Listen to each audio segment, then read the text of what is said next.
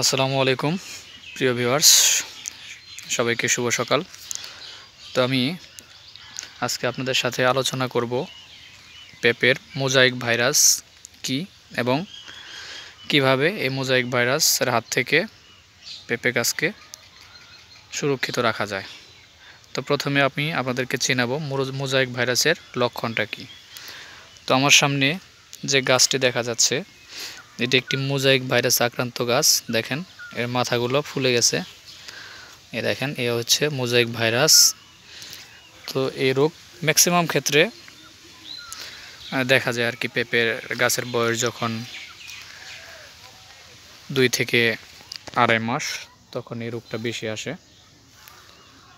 তো এই রোগে যদি আপনার গাছ আক্রান্ত হয়, সেক্ষেত্রে পাতাগুলো দেখবেন কোকড়া কোকড়া হয়ে আসবে এবং সেক্ষেত্রে প্রায় গাছগুলো দেখবেন পাতা হলুদ হবে।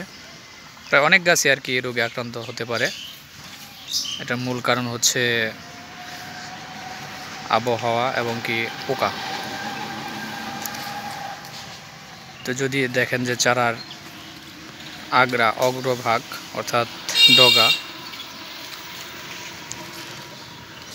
মাকড় এবং সাদামাছির আক্রমণ থাকে, সেক্ষেত্রে গাছ কোকড়া হতে পারে। আবার যদি মাটিতে বোরনের ঘাটতি থাকে, সেক্ষেত্রেও এই রোগে আক্রান্ত হতে পারে। তো আমি আরেকটি গাছ দেখাচ্ছি। এই দেখেন এই গাছটিও দেখেন মোজাইক ভাইরাসে আক্রান্ত। তো এটা হচ্ছে মোজাইক ভাইরাস। তো এই রোগের তেমন কোনো চিকিৎসা নাই বললেই চলে।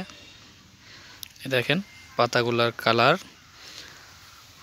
তো প্রাথমিক অবস্থায় আপনারা এই রোগের হাত থেকে গাছকে রক্ষা করার জন্য ব্যবহার করতে পারেন কপার গ্রুপের ওষুধ, কপার অক্সিক্লোরাইড, অর্থাৎ কুজি প্রতি 16 লিটার ট্যাঙ্কিতে 33 গ্রাম সাথে ব্যবহার করতে পারেন একতারা। তাহলে আপনার এই গাছ এই রোগে আর আক্রান্ত হবে না। এবং অবশ্যই পরপর 1 সপ্তাহ পর এই কপারটা স্প্রে করতে হবে।